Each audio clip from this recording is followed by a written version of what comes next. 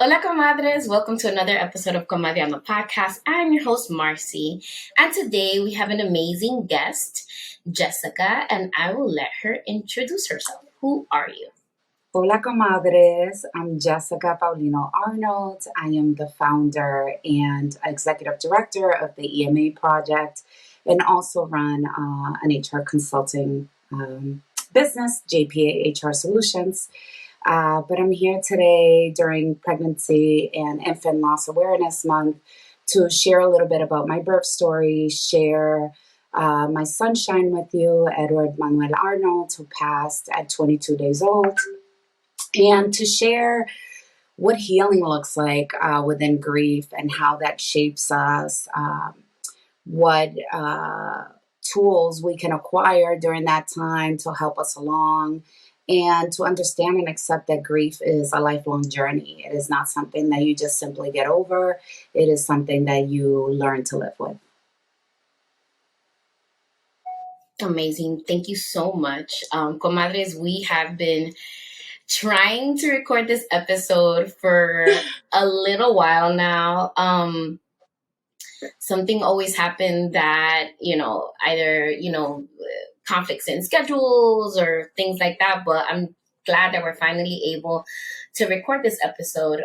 It is going to be a very powerful one. And with that being said, our topic today is birth justice and advocacy. And also we're going to be talking about grief and infant loss because it's something that happens in communities of color often, and it's not really discussed in depth. Okay.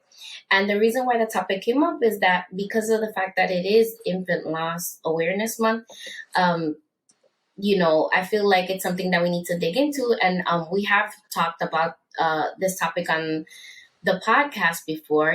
We've talked about birth stories and birth justice, but I feel like we need to continue to promote advocacy, especially when dealing with the medical field when it comes to birth and ourselves, like as autonomous beings. So let's get into the topic. You said that you run an HR consulting firm. So what made you get into that field? HR kind of just happens for me, to be honest. It's something that I grew to love and became passionate about. I do have a daughter, Noemi, who's now 24 years old. Goodness, I don't know where the time has gone.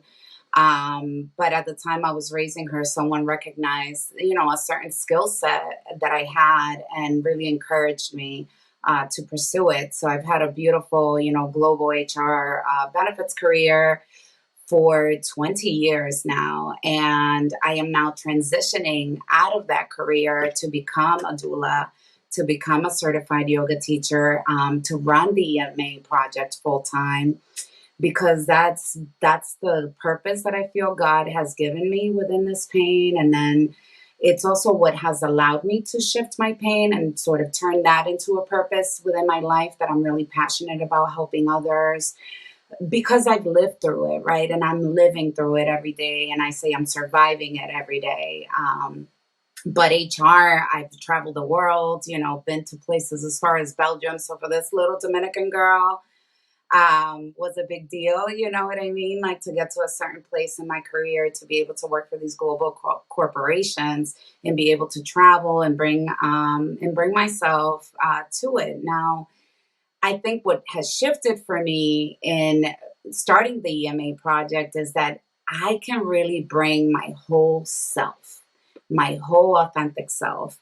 That means all parts of me. And that is something that I never felt in my career, to be honest with you. As a person of color, a woman of color, who was oftentimes the only person of color in the room in companies that pushed, DEI, for those who don't know, diversity, equity, and inclusion. It never felt that way to me being on the inside, right? So I have the unique opportunity to build a company that represents my values, that represents my mission, that represents me as a full-faceted individual.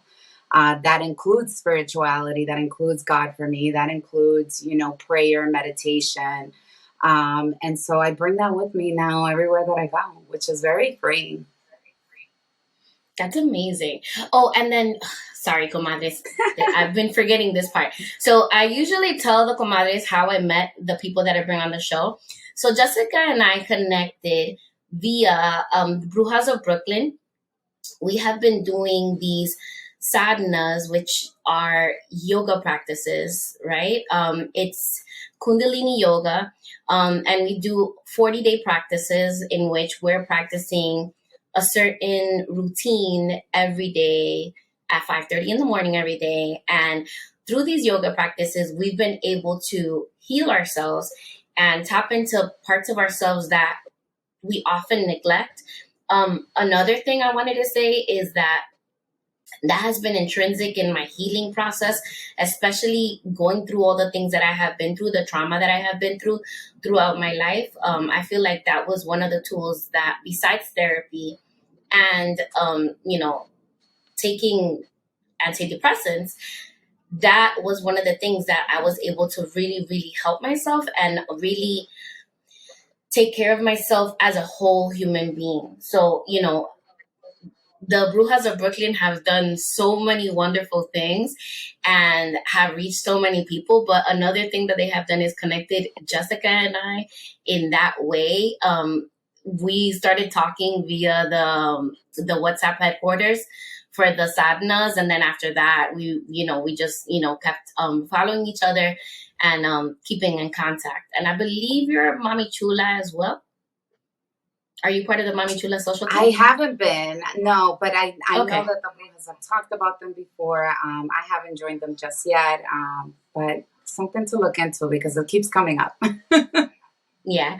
So the reason why I thought you were is because you represent the spirit of Mommy Chula. So that's why I asked. Thank you. I received that.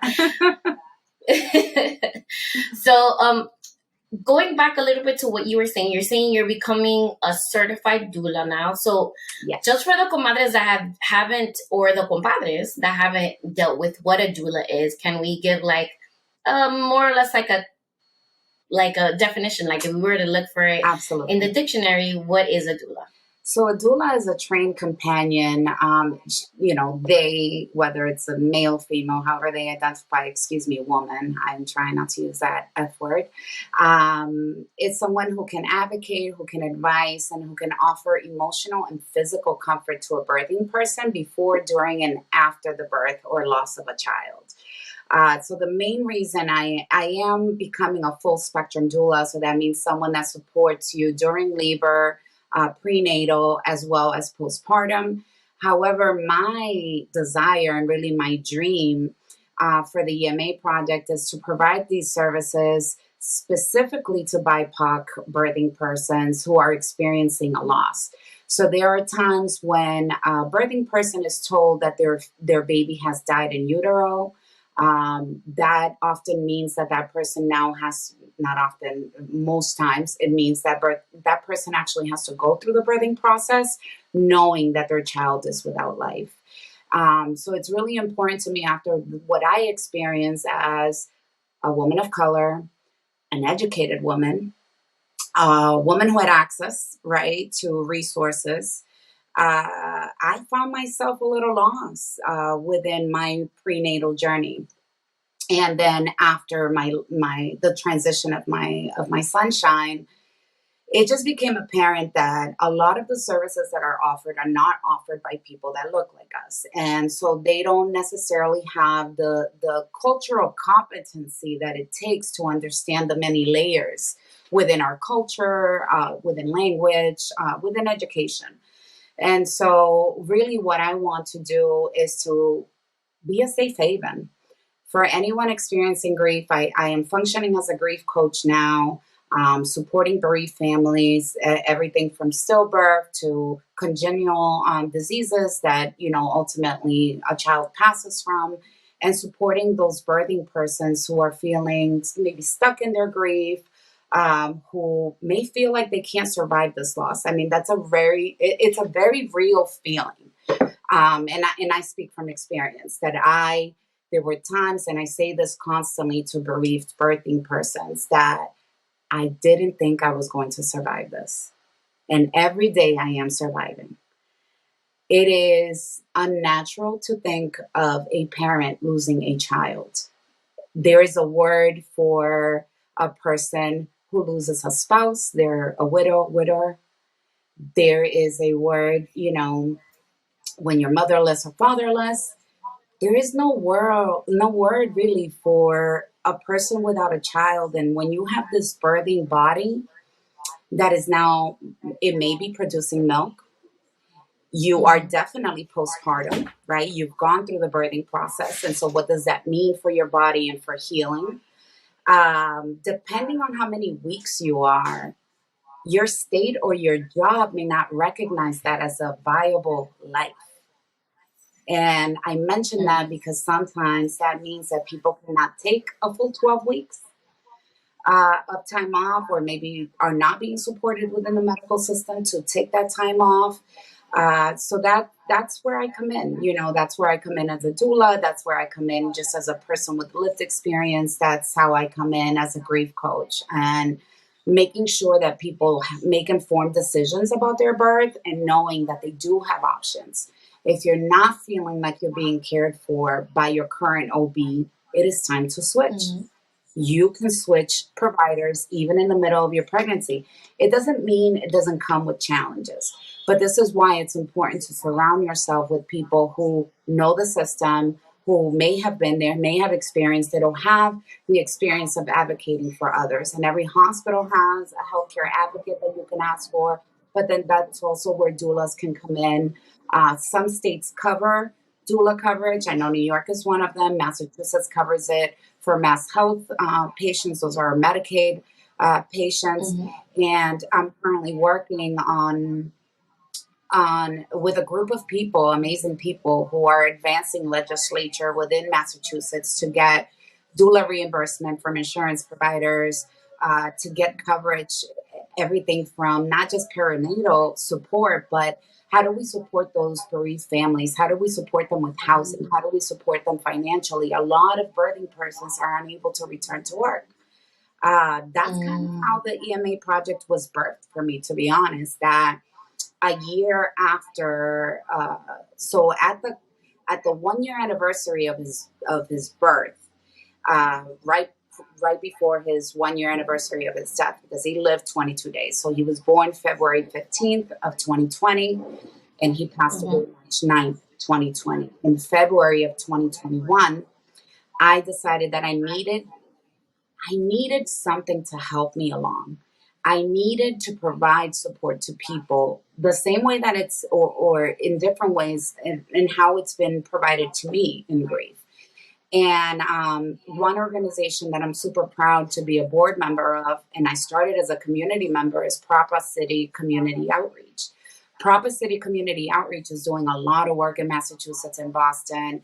It is in memory of Simeon Jelani and his wonderful mother, Stephanie Crawford, who's the founder, is the first person that really supported me. And I mean outside of family.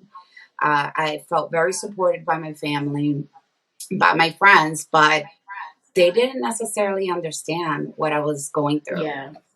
They didn't understand this. I'm a person that tends to be very positive, right? But there was no room for pretense in grief. This is what it is. It's like, when you can Yeah. push yourself and you can just be like, oh, I'm just going to put a smile on and I'm going to push through. There was no room for that for me in grief. I was one Mm-hmm. of those people that was couch locked, is what I call it. I went from the bed to the couch for a long time, and you talk about the Brujas of Brooklyn, and you see the smile because I remember joining my first sadhana last year in August of 2021. Mm-hmm. And it was a dark period for me. Still, like a year and a half into his transition. And I remember feeling so lost and feeling like, how am I gonna make this organization work? How am I going to get funding? How am I going to live being able to provide these services? Because the reality is we all need money to live, right? Yes. And knowing that I had tried to return to corporate America, but it just wasn't working for me. It wasn't Mhm. working for me. It wasn't working in the way that, truthfully, the way that we are not seen in corporate America. And so I started both companies during COVID, both Mhm. organizations. And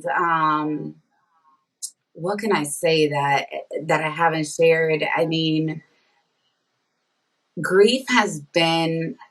It's like I say sometimes the waves of grief. It can be anything from a tsunami to like the calmest, most gentle wave, or none at all. And so Mhm. grief for me is about, number one, is not linear. Number two, a lot of people talk about the 7 stages of grief, and truly you can go back and forth between stages. You're not going to go in the same sequence as someone else. Yep. And so it's the waves. You got to ride the waves.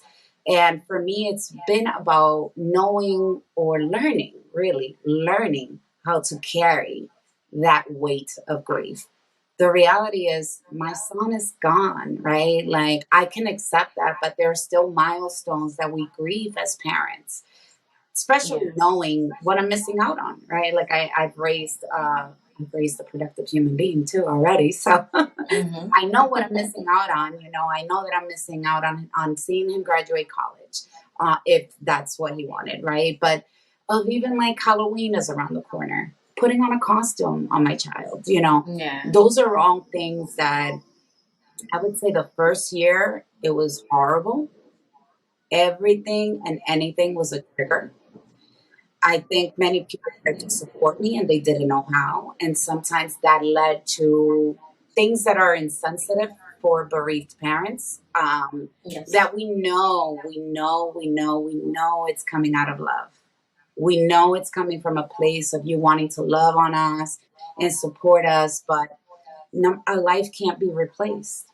And so I think Yes. that's what I want people who maybe have not experienced this, who may have to support someone who has, to know that we can accept that our child is gone and still mourn every milestone. And that is Yeah. really normal to do so. But back to what I started saying with these sadhanas is what I started to see within myself is this light and this power that I feel like I'm owning like my whole self for the first time in my life. And there's such a negative connotation even to the word bruja, right? Like, especially in our community. And it's like, they are healers. They are, women of God, who believe in our own power, who believe in the power of manifestation and prayer, who believe in meditation. And those are all things that I identify with. Mhm. Um, Kundalini yoga has been a really spiritual practice for me. I've experienced things while practicing. I'm sure you can relate that your Mhm. mind is blown away, and also just being able to like see myself, accept where I need support, where I need help, like understanding that I don't have to live in a constant state of trauma or victimhood. I can reclaim Yes. that.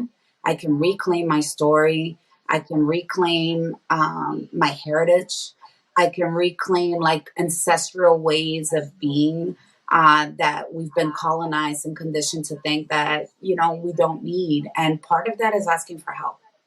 Asking for help Yes. is not a weakness, it's a strength. You have to be vulnerable enough to ask for help. And you see me on the chat sometimes. I'm like, guys, I am having a day. I need some words of affirmation if you have them.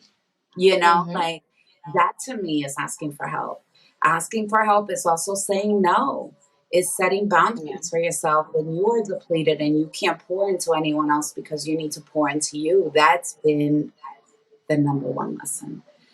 Grief has been a gift, even in this like sadness, Mhm. because going back to the word of like just putting on or like just being ready or just showing up for people, I could only show up for myself. And so that also changed my circle. Yeah. The people that I really, sometimes I think it's an opportunity for you to see who is really there for you, because it's easy to show up to a party. It's easy Yeah. to show up when there's a lot of light in your life, right? But how Mm-hmm. are you showing up for people in their darkness? How are you showing up for them? And how are you pouring into them? And so for me, it's been a realization of like, wow, my circle right now, these are my people. This is my Yeah. village. This, I call it my griefy care team. But truly, because they didn't shy away from that darkness. They didn't shy away from me when I didn't even know what I needed myself. Some people just sat with me. Some cried with me. Some, would come and help me clean my house. Like those Yeah. things, like I can't Mean a even lot. tell you like how priceless that is for me. Listen, I'm gonna touch on like a couple of things that you said. So there's a meme. I love memes. So there's a meme that a person is going through a stage of depression, Mm-hmm. and the friend comes in, and instead of being like, get up from there, whatever, the person that is grieving or like going through the sadness is sitting on the floor with a blanket over their head. The person comes in and sits next to them and puts the blanket over their head too. Yeah. Sometimes all you need is somebody to be with you physically.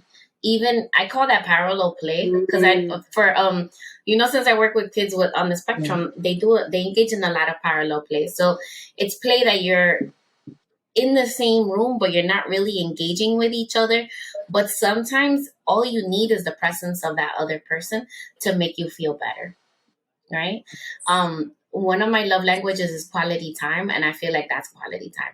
If you have the friendship or the relationship that you can sit together in silence Mm. and not feel that you need to fill the void with words, that is a powerful relationship. I felt The that. other thing that I I want, felt that. yeah. So the other thing that I wanted to touch on is that I didn't know that there were death doulas. I actually follow one on Instagram, and I feel like the work that you're gonna be doing as a full spectrum doula is so powerful. Mhm. A lot of the time, death is not really spoken about.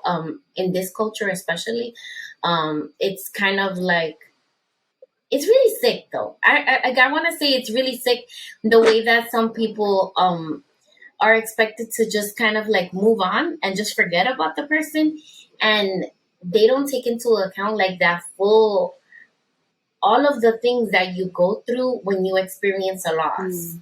um Especially in our community too, like I feel like a lot of the time, like people don't really take that into account because we've been traumatized and conditioned in a way, especially through colonization, that we're just expected to just go through these things and just keep moving and just keep going and going and going and going and not sitting and really analyzing your feelings and seeing how you're feeling at the moment.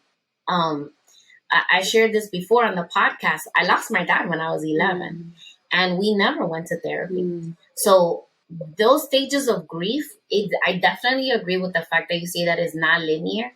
There was days that I could talk about my dad, and I could talk about like little memories here and there, and it wouldn't affect me as bad. But like it could be, I was walking down the street and I saw, I don't know, his car, the car that he used to own, and that would like bring me to tears. Mm. Something as simple as that, and people don't talk about that enough. And the fact that we don't support people that are grieving as much is, it really, like, it shows lacking as a community in that sense. But I'm so happy that we're, as in our generation, we're putting in the work to heal and to help each other and to create that community and to create that village. That when you said that the village that you have now, that's your village, I felt that, because it's like, it doesn't necessarily mean it's people that are related to you. It can be other people that showed up when you didn't expect anybody to be Oh, there. 100%. Oh, I felt that. I literally have chills all over my body. I didn't realize we had a shared history with that. I lost my dad as well when I was young. I actually didn't get to know. I didn't get to know him. I lost him when I was 2, and I'll say that I I couldn't agree more. Like, reparenting ourselves to create these communities of love. Like, we see it with these sadhnas, right? We join these groups, and it's like, I was saying that to someone yesterday, that I said, you know, colonization wants us to believe we're on this island by ourselves, right?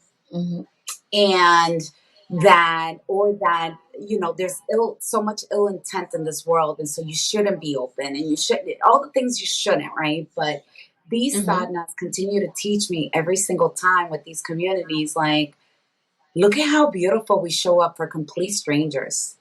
That is how we show up for the people that we love.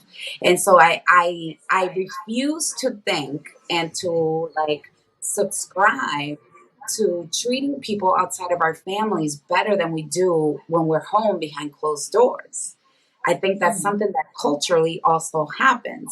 And so it's like, no, I'm going to treat everyone with this respect and this dignity, whether it's death or it's life, And I agree with you. I think that prior generations lived through this pain in silence, and sometimes they want us to continue that silence.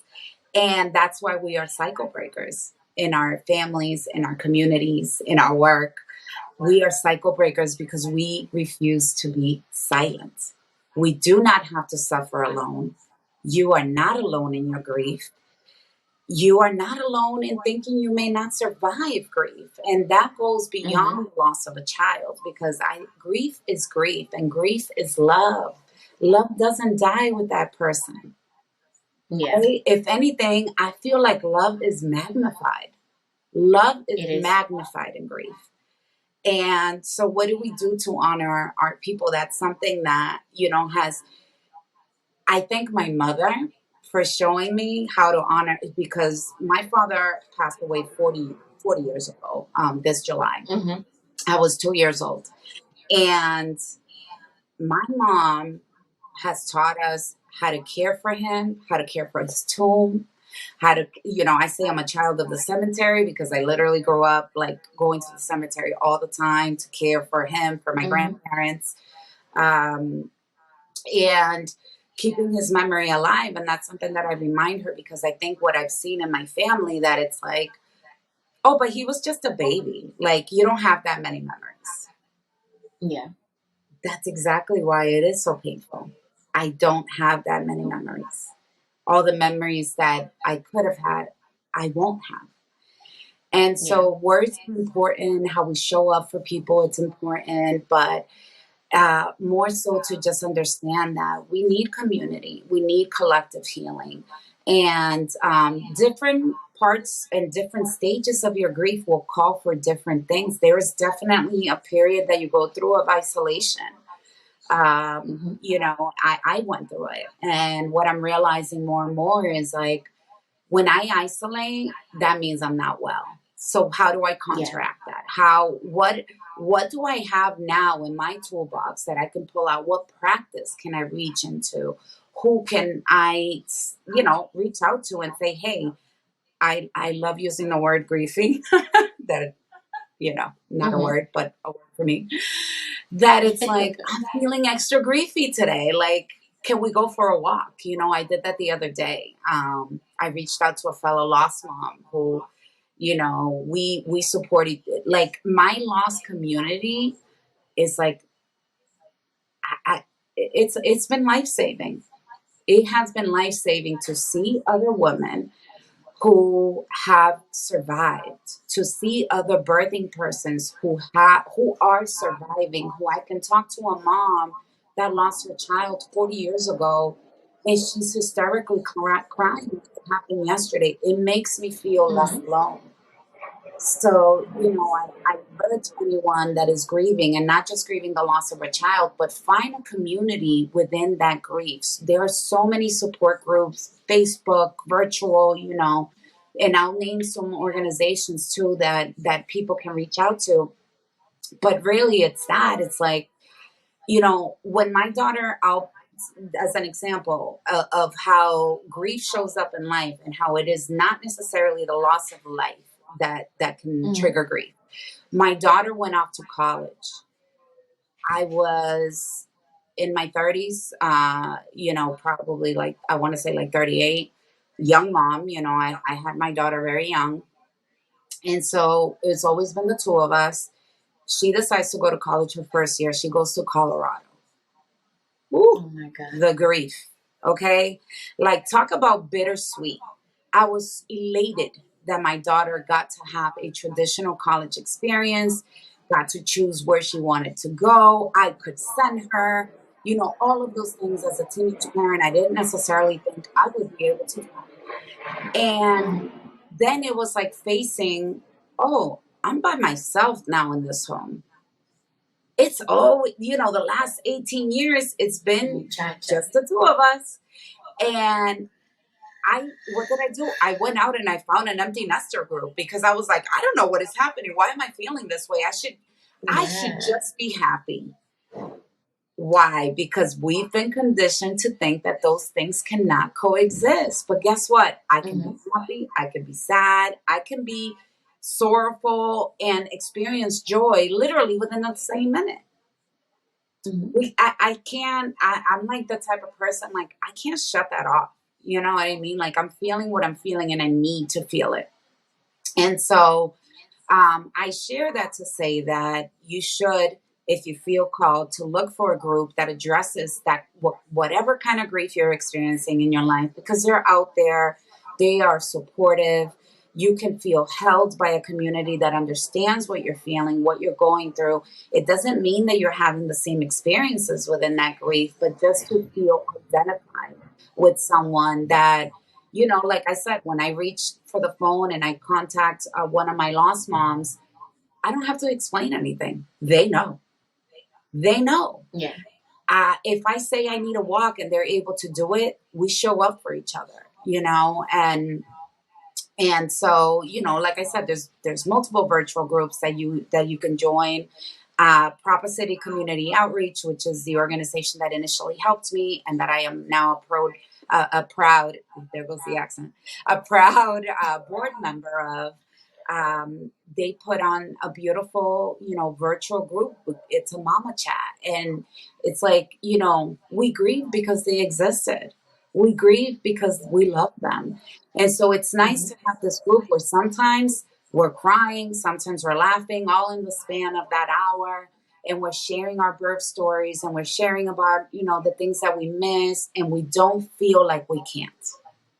Yes. It's really powerful to be in a room with other beings that just understand what you're going through without words. Um, and I, did I think I would be here 2 years ago, like when my son transitioned? Not Mhm. necessarily. I didn't know what it was going to be. But I do think it's important. Like, self care becomes such a big part of healing. Um, Speak on it. yeah, like, I mean, I say that in grief I became a yes person actually, but also like my no's became stronger. And Mhm. I say things to my Dominican mother, like, please accept my no, like you would a yes. There's no question when there's a yes, right? Yeah. So if I say no, it should be accepted in the same way. Um, Yes. Self That's powerful. care, yeah, and it's, whoo, girl, like, seriously, for me, it's like boundaries, boundaries, boundaries. I cannot work from scarcity anymore. I cannot No. work from a place where I am depleted just so that I can pour into someone else. If No. I have to, so, that's very different than my corporate career and how I was running my life. And shout out to Noemi, to my daughter, because I remember having a conversation about the workplace with her and her looking at me. And this is why this younger generation is even more powerful. She said, "You're perpetuating the things that happen in the workplace, Mom." And I was like, what? And I had to sit with that. I literally had to sit with that. Like, here's this 20 something year old woman telling me that I am perpetuating what's happening in the workplace. Let's talk about it. How am I doing that? I'm doing that by Mm-hmm. not showing up authentically. I'm doing that when I don't speak up or I feel like I cannot speak up because I might lose my job. But now I Yeah. see it as if I lose my job, that is what needs to happen because I'm not going to stand for discrimination. I'm not going to stand for anything against anyone of any color, religion, uh, even belief. Like it's just for me, it's become super important to advocate in every way. And most recently, I had a recruiter reach out to me, send out what I do in HR is very specialized, and they reached out, and the first thing I do is I look at their video, that the little recruiting video they sent me. I go and I look at their board, and then I look at their leadership. Does anybody look like me? Yeah. No? Then I don't want it because I Mm-hmm. know what's going to happen when I'm in those spaces. And so I think that we need to realize that we have power. That means not consuming products.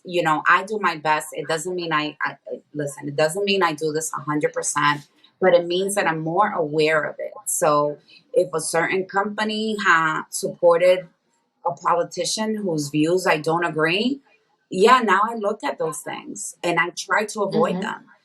um, it's important to, I'm voting for people, and I want to raise this because we have an election coming up, November Yeah. 8th, and like we have an election, and our local elections matter. Do these people support our rights over our body? If you don't, I cannot support you. Mm-hmm. How are you supporting marginalized communities? I am of a marginalized community, and I do not say the word minority because we are not the minority. Mm-hmm. And so words are important. Changing our vocabulary is important. I try to use birthing persons whenever I can because I do understand and know that not everyone identifies as a woman. Yes.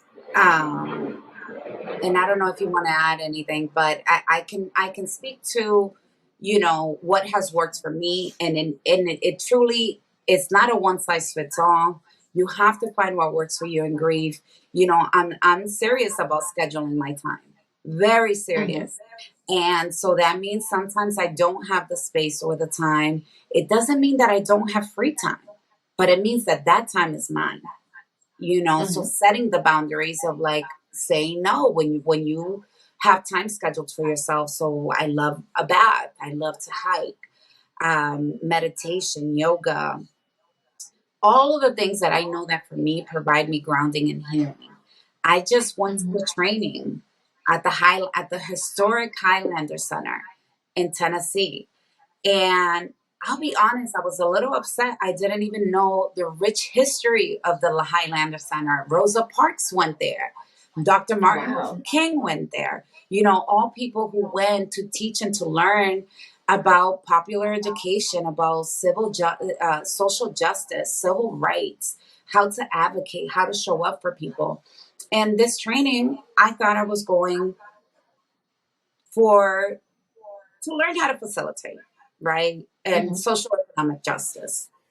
And it was all that, but it was also very different. And so it's like people or society and the conditioning that we've received makes us think that these spaces don't exist. Let me tell you, they do. I was perfectly held over 4 days in a training where I felt so whole, so seen, so heard, never felt uncomfortable, never felt like I didn't belong. A sense of belonging is very real for us, for people of Mm-hmm. color. And it was a training, and I facilitated training for the last 20 years of my life. And I walked away with a brand new toolbox of how to show up, how to facilitate, how to allow people to be seen and share their stories. There were days we ended with a group hug. I mean, these are Mm-hmm. not things that I have experienced in the corporate world. You know, people Yeah. share their grief. I shared my story about the EMA project, about how I got there. And there was someone in our group who shared about having a miscarriage 5 years ago and not being able to grieve because she was told that baby Mm. didn't exist. And so, again, we have to go back to our humanity. We have to go back to compassion. We have to Thank return you. ourselves to support and community, and knowing that how people choose to grieve is an individual journey, and Mm-hmm. it is up to that individual. It's not up to us to dictate what that looks like. So I want to talk about that you're talking about right now. Like, I remember through the grief process, we were expected to have certain kinds of behaviors because that is what people did in Dominican Republic. Like, you weren't allowed to dance, and you weren't allowed to listen to music, and you weren't allowed to do all these things. You couldn't wear a certain color, right?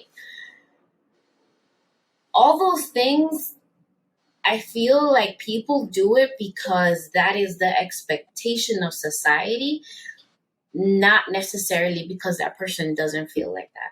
What if my father was a musical person and the Mhm. way I want to grieve is to listen to his favorite albums? So you're going to tell a child, no, you can't express your grief that way because Ooh, that is not what is yes. that is not how we do things in our community. That is not how we do things in society.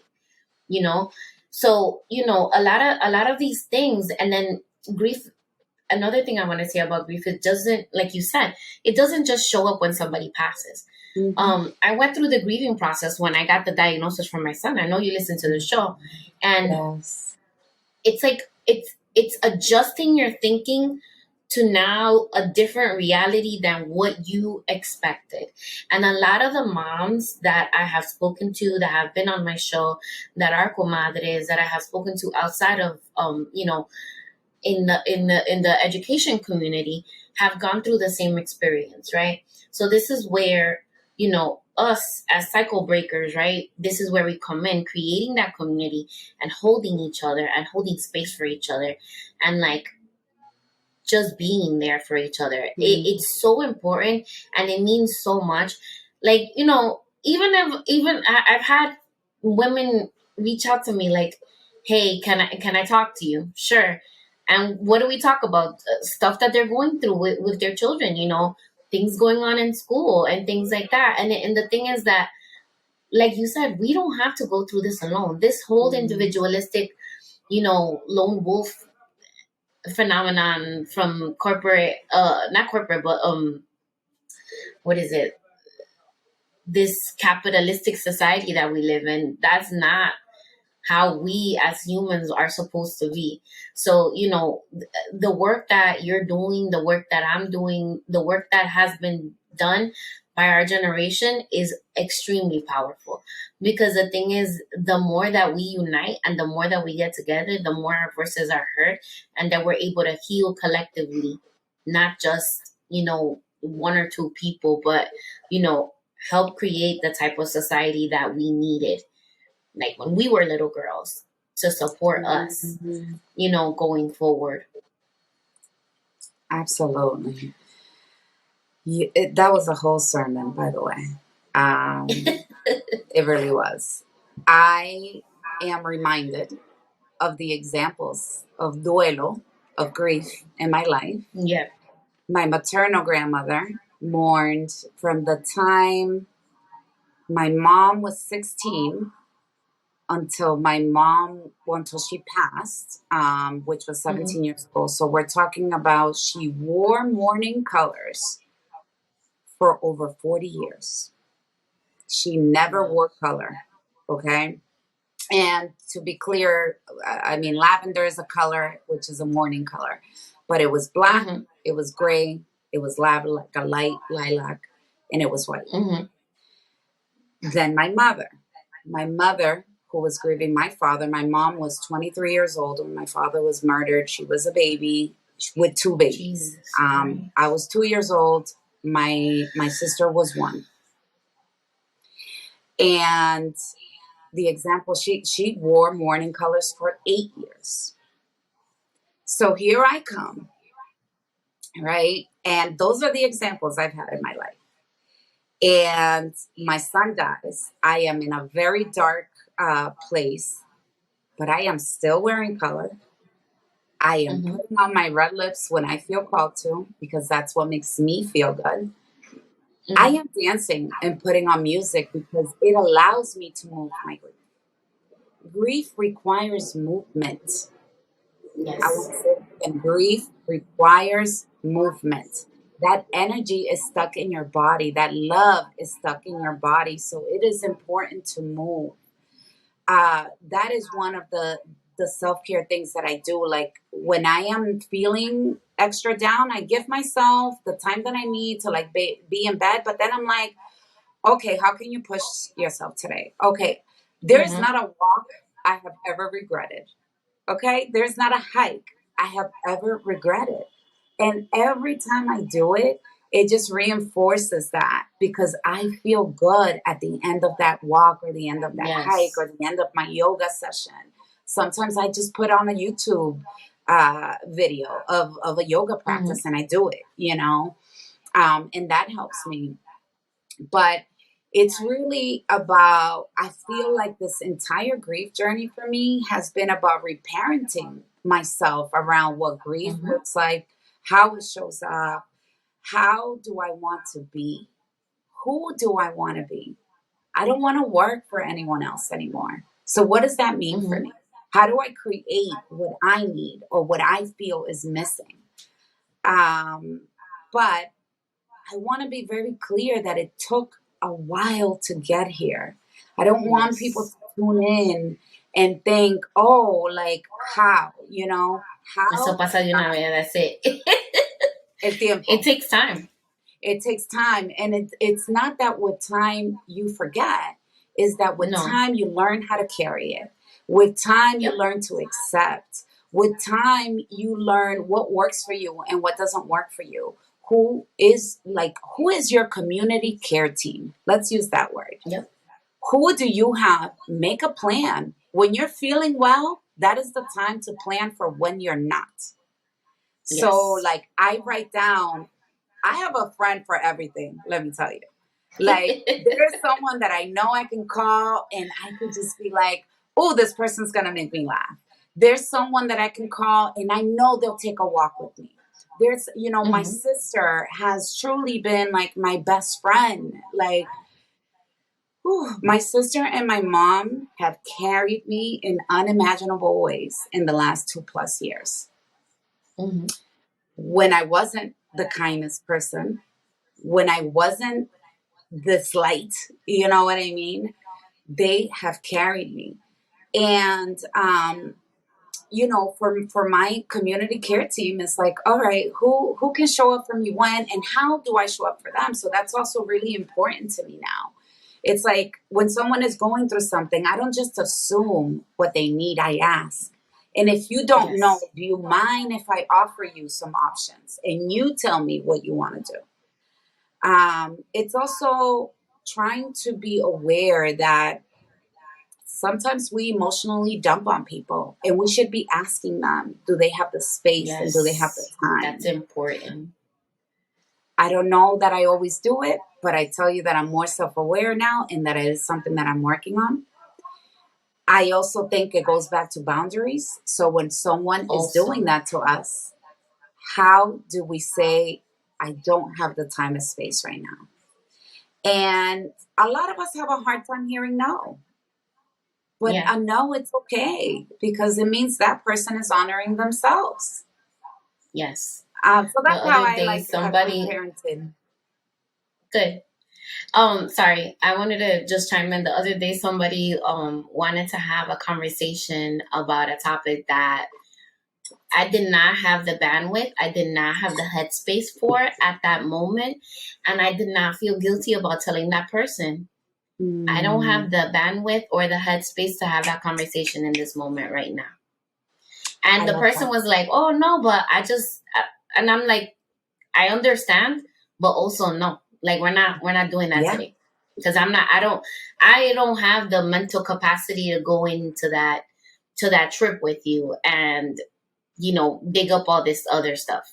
I'm good. Mm, You know what I'm saying? But like, it has taken so much work and so much practice to enforce boundaries and to be okay with that and not feel guilt. Because this is the thing, right? that part. We're practicing, we're learning all these beautiful tools, these different methods, right? But then, like, also reparenting ourselves and not feeling guilt for using those tools for Right. ourselves. So it's just important, and I love everything that you said, and I want to like talk a little bit more Hmm. about what exactly the EMA project is doing. I know you're Absolutely. supporting grieving families, but like, what is it? How can we help? Number one, and then Yeah. what is it that you're doing for these parents? I'm so glad you asked. These are the things you see the smile, but really because it brings me so much joy to be able to support people that are grieving. And, I feel like I've become this gatekeeper of grief and like this, just really this advocate of like, nope, you grieve however you need to. Let's find healthy ways, right? What does healthy mean to you? Not what it means to Hmm. me. Not what I define as healthy for myself, but what is grief? What is healthy to you? I wanted to share some of the items that I actually include. So we have a care package that we send out when grieving families reach out to us, and we include some wonderful things in it. So I include just a blurb about how the EMA project was created, our card, and a handwritten note that I usually write myself, addressing their child by name, addressing their grief, making them what I hope to be, feel seen. There's different journals that I include as well as books. I'll share my favorite one. It's called Soul Affirmations. And if you've never heard of soul affirmations, I encourage you to look them up because this is by Dr. Felicia Camglove Bailey, and I apologize if I butchered your name, but I'm trying. And her husband did the foreword, Kariga Bailey. And they are a couple that I found, and they have some affirmations that really helped me through grief. They had their first child was born stillborn. They were 30 something weeks into their pregnancy. Child died in utero and she had to deliver. This journal has really like allowed me to put my grief on paper. And it usually has a prompt. So I'll read this one just to share, but it says, I'm grateful to Hmm. be a mother, differently than I ever imagined, but not a deficiency in who I am. I am a mother. Wow. That is so powerful because if you do not have any living children and you are grieving the loss of a child and people ask you, are you a parent? It's a very complicated question to answer. Very complicated. And even for those of us who have living children, it is still, I say, what do I say? Like sometimes I'm like, I'm a mother of three. Sometimes I'm like, but I'm really a mother of five. And then when I think about it, I'm like, I'm really a mother of 15. The losses that we've experienced it's a multi-layered loss. It's loss of Hmm. embryos, it's loss of pregnancy, and then the loss of our son. So all of that is important. I have books in Spanish as well for those that may not be fluent in English. This Hmm. one is Distintos tipos de dolor, la historia de Isaac. And this is from a child's perspective and a child experiencing depression and naming your Mm. feelings and your emotions. So I personally feel this is particularly important in my community for Spanish Hmm. speakers because so often we are told to just get over depression. Yep. This is another journal that I also have included, and it's called Dear Mama, a memoir for you. And this is all poems, poems from a bereaved mother, that are bereaved from a bereaved mother's point of view. And then this is a grief and healing journal, and it's called Missing You. Again, I just try, and this is similar to the soul affirmations that has a prompt and then it has a page for you to fill out. Mm-hmm. Um, and so I'll read this one since I opened it up to this one. It says, only people who are capable of loving strongly can also suffer great sorrow. But this same necessity of loving serves to counteract their grief and heals them. And that's what I feel the EMA project is for me, is the love Mm-hmm. of healing. It's the love. This is another journal. It says spread the love. With this one, have our barcode, and sometimes I write in, if I'm not including the card, I write it in on the journal, just a Mm-hmm. special note to that family. And how can you support the EMA project? You can support by liking our page, by sharing our content, by donating. The biggest initiative that I have right now, I'm going to show you some of our little gowns that I went to the Dominican Republic to pick up. These are handmade, crocheted for tiny little babies. One of the thoughts that I had, literally as my son was transitioning, and I didn't know how I was going to do it, right? But I remember thinking, wow, they don't even have something that fits him. So as my son is transitioning and I get this big baptismal gown that's a preemie size, right? Mm-hmm. But my son wasn't a preemie. My son was a micro preemie. That Mm-hmm. means he was the size of a Barbie or a G.I. Joe. He was a pound and 10 ounces, 12 inches long. He was tiny. And so I had that thought in my heart at that time. And then this year, I was like, my cousin happened to post that she's crocheting. And I was like, you know what? How can I support her in her business? She's from La Vega in the Yay, Dominican Republic. vegana. Yes, ciudadeña, típico all the way. Yeah, I'm from And La Vega too. oh yeah, yeah. With her, it was like it was so simple. I reached out, I told her what I had in mind. There was no pause. It was like, I got you. I got you. And so I went and I picked up a bunch of these outfits, which I'll be taking to Yale New Haven Children's Hospital. The first batch is going there. That is where my son transitioned in Mm-hmm. New Haven, Connecticut. And it is, if you donate to our cause, the money that you donate is going directly to help bereaved families. It's going for the gowns and it's going for the care packages. So really the bulk of the work that I've been doing, I've just been doing on my own with no funding. Now I'm Mm. at a stage where I'm looking at grants and I'm looking at ways that we can be supported through our government, through our politicians. I'm part of, I don't know what to call it, but I'll say task force of people who, it's a program called Mind the Gap. And it's through the Postpartum Support International Association and the Massachusetts PPD Fund. Our Senator elect Liz Miranda is someone who has been super supportive of us and also of supporting working people. And how do we get them access? How do we get these migrant families, to safety in a safe space to share? How do Yes. how do we legislate to make sure that our rights are protected? So right now I'm working on a legislative bill in Massachusetts. Senator-elect Liz Miranda already has passed doula coverage under Mass Health, but how do we get insurers to reimburse doulas for the work that they're doing? Yes. Because we need it. We need the advocacy. We need people who know the system. And so the whole point of this is to increase research, funding to improve awareness and access for pregnant and postpartum birthing persons and their families. How are we supporting them with housing?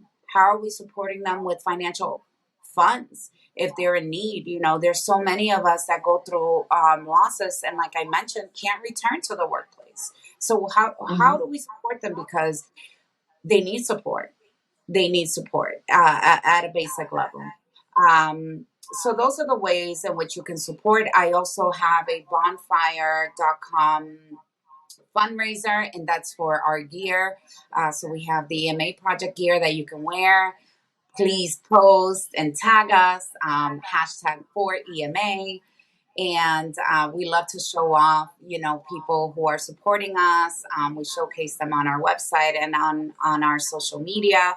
But it's really that it's sending over the people that are hurting. That is support to me, because it allows me to do what I feel is in my heart right now. The passion filled work that fills me, that heals me, that allows me to be seen and heard, as well as providing that for someone else. And I've said this to my family often, as they are not understanding sometimes of my work transition and career transition, that I've never felt more aligned with God and the purpose that He has in my life and in my heart than I do now. Mm-hmm. And so, out of this great loss, actually came so much healing. And so I call Him my sunshine, because I feel like His light is shining through me every single day. And that there were times when I couldn't even say His name, right? Because the grief was so Great. very heavy. And so I'm just thankful for the evolution of grief. I'm thankful for the love that I feel for Him, that is fueling this passion. And I would just want to share, like, my tagline for the May project, which is, it was created with big dreams and tons of love in memory of my sunshine. And it's a safe container for your grief. It's a safe container to be heard and seen. I'm never going to tell you what to do or how to do it. It's more how to assist you with finding the things that will work for you, that feel like you're coming home to yourself. I love that. And with that, comadres, we're going to end the episode. I'm going to end it how I always do, which is follow me at Comadreando Pod on Instagram. And you can follow Jessica on Instagram at, can you drop your handle, The please? EMA Project. Okay. And if you have any questions at all for me or for Jessica, please feel free to send me a Comadre-Gram or slide up into my DMs. You can send me a Comadre-Gram at Marcy at comadreandopod.com. And thank you for spending time with your comadres. Remember, I will be dropping all the information about the EMA project in the show notes. Make sure that if you know anyone that needs support in that way, and it doesn't matter what kind of grief it is, send them on over to Jessica and she will make sure to take care of them.